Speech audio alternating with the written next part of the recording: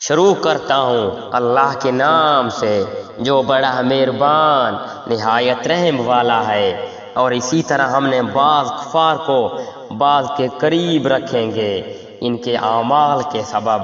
اے جنات اور انسانوں کی جماعت، کیا تمہارے پاس تم میں سے ہی پیغمبر نہیں آئے تھے جو تم سے میرے احکام بیان کرتے اور تم کو اس آج کے دن کی خبر دیتے؟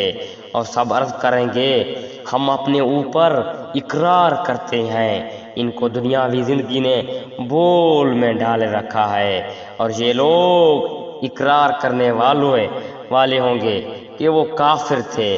یہ اس وجہ سے ہے کہ آپ کا رب کسی بستی والوں کو کفر کے سبب ایسی حالت میں ہلاک نہیں کرتا کہ اس بستی کے رہنے والے بے خبر ہوں، اور ہر ایک کے لیے ان کے اعمال کے سبب درجے ملیں گی۔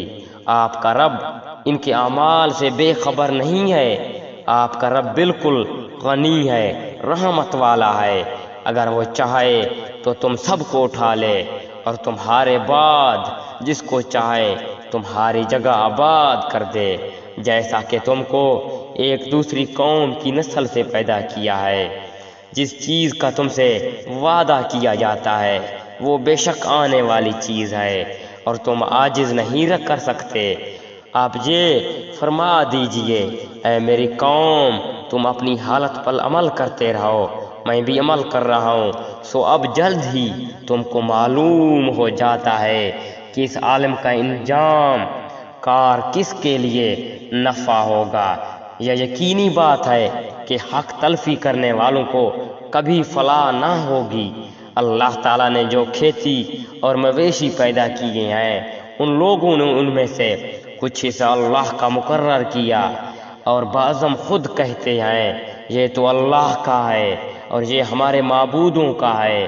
پھر جو چیز ان کے معبودوں کی ہوتی ہے وہ تو اللہ تعالیٰ کی طرف نہیں پہنچتی، اور جو چیز اللہ کی ہوتی ہے وہ ان کے معبودوں کی طرف پہنچ جاتی ہے۔